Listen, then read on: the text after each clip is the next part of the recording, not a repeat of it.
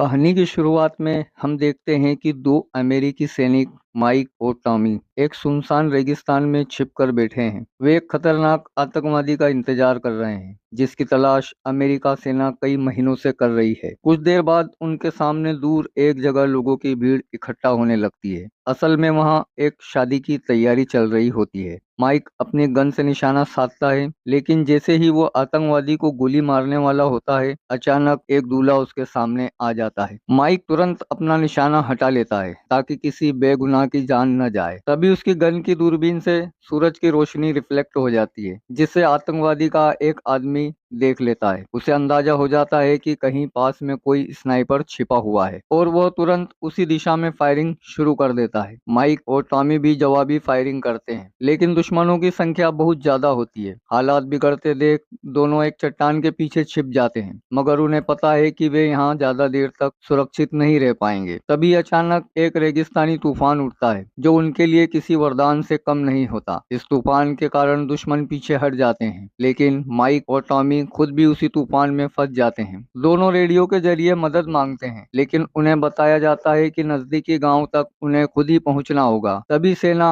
उनकी मदद कर पाएगी। वो गांव करीब 5 घंटे की दूरी पर होता है। तूफान थमने के बाद दोनों गांव की ओर चल पड़ते हैं। कई घंटे चलने के बाद अचानक एक लोहे की प्लेट हवा में उड़ती हुई उनके सामने आ गिरती है, जिस पर खतरे का निशान बना होता है। माइक घबरा कर कहता है कि आगे जाना ठीक नहीं है, क्योंकि इस इलाके में लैंड माइन्स बिछी हुई है, लेकिन टॉमी उसकी बात को नजरअंदाज कर देता है। वो कहता है कि उनके पास दो ही रास्ते हैं, या तो यहीं प्यास से मर जाए या फिर जोखिम उठाकर गांव तक पहुंचे। टॉमी आगे बढ़कर रास्ता सुरक्षित साबित करने की कोशिश करता है, लेकिन अचानक उसका पैर एक लैंड माइन्स पर पड़ जाता है। जोरदार धमाका होता है और वह अपने दोनों पैर गंवा देता है। माइक उसकी मदद करने के लिए दौड़ता है, लेकिन जैसे ही वो कदम आगे बढ़ाता है, उसे क्लिक की आवाज सुनाई देती है। वो समझ जाता है कि उसका पैर भी एक माइंस पर है। अगर उसने पैर हटाया तो वो भी मारा जाएगा। माइक टॉमी से कहता है कि रेडियो से मदद मांगे, लेकिन टॉमी दर्द से करारा होता है। वो खुद को पेन किलर इंजेक्शन लगाता है और किसी तरह कॉल करने की कोशिश करता है, मगर दर्द के कारण ठीक से बोल नहीं पाता और उसका कांटेक्ट टूट जाता है। अब माइक के पास कोई विकल्प नहीं बचता। वो अपने दोस्त को तड़पते हुए नहीं देख सकता। वो कहता है कि शायद माइंस पुरानी हो और फटे नहीं, इसलिए वो पैर हटाने की कोशिश करेगा, लेकिन टॉमी नहीं चाहता कि माइक अपनी जान जोखिम में डाले। आखिरकार वो अपनी जेब से पिस्टल निकालता है और माइक से कहता है कि उसे जिंदा रहना होगा, और फिर वो खुद को गोली मार लेता है। अब माइक पूरी तरह अकेला रह जाता है। वो गहरे सदमे में है, लेकिन खुद को संभालने की कोशिश करता है। वह एक कुल्हाड़ी की मदद से रेडियो वाला बैग अपनी तरफ खींचता है, मगर उसे पता चलता है कि उसकी बैटरी खत्म हो चुकी है। दूसरी बैटरी टॉमी के पास थी। फिर भी माइक हार नहीं मानता। वो किसी तरह सोलर एनर्जी की मदद से बैटरी चार्ज करने में सफल हो जाता है और बेस से संपर्क करता है। वो अपनी स्थिति बताता है और मदद मांगता है। उसे जवाब मिलता है कि उस इलाके में चल रहे हालात के कारण हेलीकॉप्टर तुरंत नहीं भेजा जा सकता। एक रेस्क्यू टीम भेजी जा रही है, लेकिन उन्हें पहुंचने में पूरे 52 घंटे लगेंगे। अब माइक को 52 घंटे तक उसी खतरनाक जगह पर अकेले टिके रहना है, एक ऐसे हालात में जहां हर कदम मौत बन सकता है, और अपने सबसे अच्छे दोस्त की मौत का दर्द उसे अंदर से तोड़ चुका है। इससे पहले कि माइक कुछ समझ पाता, उसकी ओर एक भयंकर रेतीला तूफान तेजी से बढ़ता हुआ दिखाई देता है। हालात की गंभीरता को समझते हुए वो अपनी गन को जमीन में गाड़ देता है ताकि तेज हवाएं उसे गिरा न सके। इस रेगिस्तान की हवाएं इतनी ताकतवर होती है कि इंसान को भी उड़ा सकती है।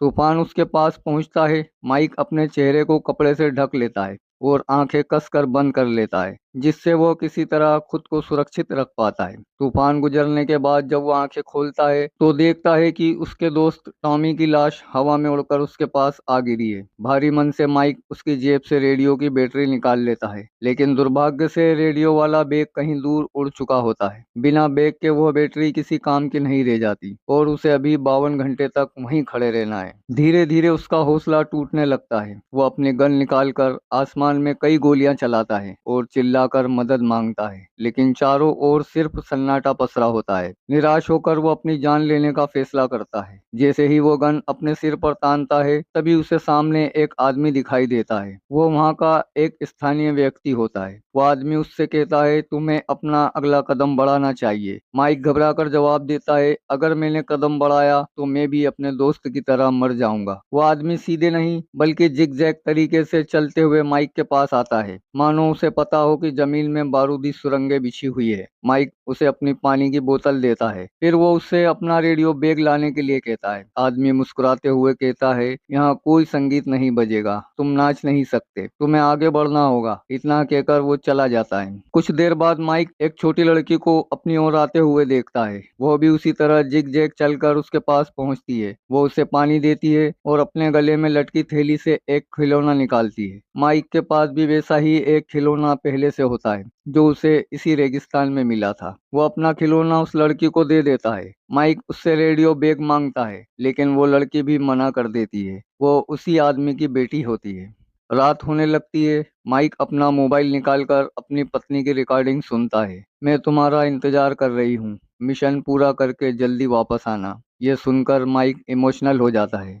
खुद को गर्म रखने के लिए वो आग जलाता है, लेकिन थकान के कारण उसे नींद आ जाती है और आग बुझ जाती है। कुछ देर बाद उसे आसपास जंगली जानवरों की आवाजें सुनाई देती है। इस रेगिस्तान में खतरनाक जंगली कुत्ते होते हैं, जो धीरे धीरे उसकी ओर बढ़ रहे होते हैं। अंधेरे में माइक गोलियां चलाता है, लेकिन कुछ दिखाई नहीं देता। वो टार्च जलाता है और एक कुत्ते पर निशाना साधता है। गोली लगते ही वो कुत्ता उछलकर एक लैंड माइन पर जा गिरता है। जोरदार धमाका होता है और बाकी कुत्ते डरकर भाग जाते हैं। सुबह होने पर वही गांव वाला आदमी फिर आता है। माइक को जिंदा देखकर वो हैरान हो जाता है। वो कहता है, तुमने इस खतरनाक रेगिस्तान में पूरी रात जिंदा गुजार ली, ये किसी चमत्कार से कम नहीं है। वो फिर कहता है, तुम्हें अपना कदम आगे बढ़ाना चाहिए। इस बार माइक उससे पूछता है कि तुम हमेशा जिग-जैग क्यों चलते हो? आदमी शांत होकर जवाब देता है, मुझे नहीं पता कि माइंस कहाँ है, लेकिन अगर मैं सीधा चलूंगा तो कभी ना कभी किसी पर पैर पड़ ही जाएगा। जिग-जैग चलने से बचने की उम्मीद बढ़ जाती है। आखिरकार वो आदमी माइक को उसका रेडियो दे देता है और चला जाता है। अब माइक को भ्रम होने लगते हैं। उसे अपना दोस्त टॉमी दिखाई देता है, जो वास्तव में मर चुका था। टॉमी उससे कहता है कि तुम अभी भी यहीं खड़े हो, तुम्हें घर जाना चाहिए, तुम्हारी पत्नी तुम्हारा इंतजार कर रही है। माइक खामोश खड़ा रह जाता है,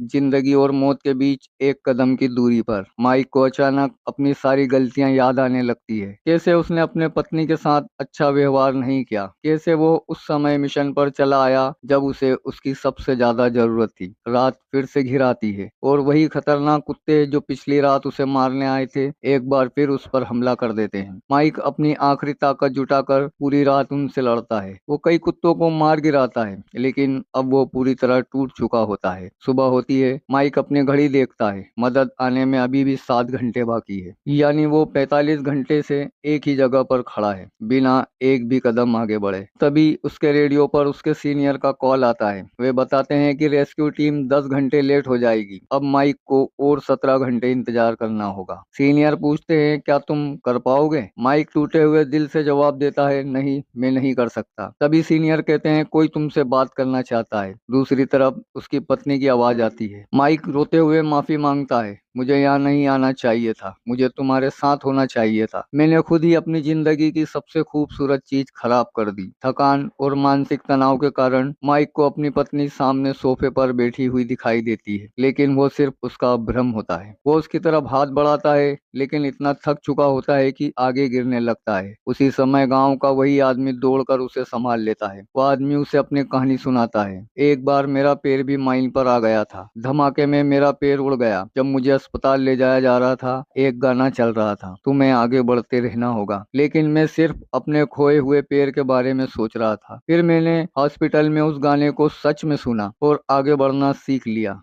वो आगे कहता है कि फिर मुझे मेरी पत्नी मिली, उसने मेरा ख्याल रखा, हमारे बच्चे हुए। कभी कभी बुरी घटनाएं भी जिंदगी में कुछ अच्छा लेकर आती है, बस हमें उम्मीद नहीं छोड़नी चाहिए। फिर वो सच बताता है, मैं यहाँ से माइल निकाल देता हूँ और उनकी जगह डिब्बे रख देता हूँ ताकि आर्मी को पता न चले। माइक कहता है, मैं तुम्हारी बेटी से मिला हूँ, वो बहुत प्यारी है। आदमी शांत आवाज में जवाब देता है, मेरी बेटी कुछ साल पहले एक माइन ब्लास्ट में मर गई। जो बच्ची तुमने देखी वो सिर्फ मेरी याद है। फिर वो दर्द के साथ कहता है, जिंदगी ने मुझसे बहुत कुछ छीना है, लेकिन चाहे जिंदगी कितनी भी बेरहम हो, हमें आगे बढ़ना ही पड़ता है। इतना कहकर वो आदमी दूर चला जाता है और कुछ ही पलों में उसकी बेटी भी गायब हो जाती है। अब माइक को फिर से भ्रम होने लगते हैं। उसे अपना बचपन याद आता है, उसके दादा, उसकी माँ और वो दर्दनाक पल जब उसकी माँ ने अस्पताल में आखिरी सांस ली थी। मरने से पहले उसने कहा था, जिंदगी में हमेशा आगे बढ़ते रहना, कभी मत रुकना। माइक आधा बेहोश सा होता है कि अचानक उसे लगता है जैसे उसे गोली लगी हो। असल में उसका दिमाग दुश्मनों को भी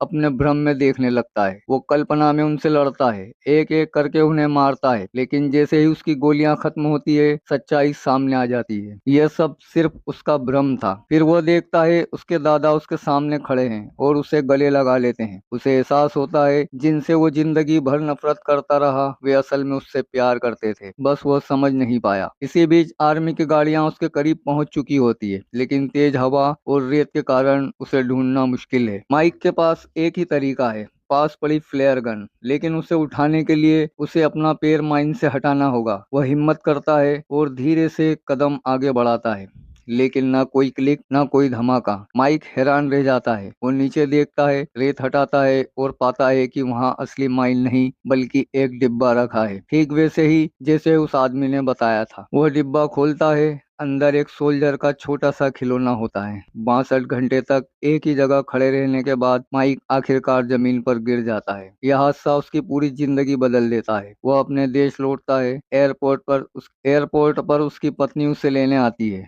उसे देखते ही माइक उसके सामने घुटनों पर बैठ जाता है और यही इस कहानी का अंत हो जाता है। अगर आप भी किसी मूवी का हिंदी एक्सप्लेन चाहते हैं तो मुझे कमेंट करके जरूर बताएं। वीडियो पसंद आया है तो वीडियो को लाइक और अपने दोस्तों में शेयर करें। चैनल पर नए आए तो चैनल को सब्सक्राइब भी करें।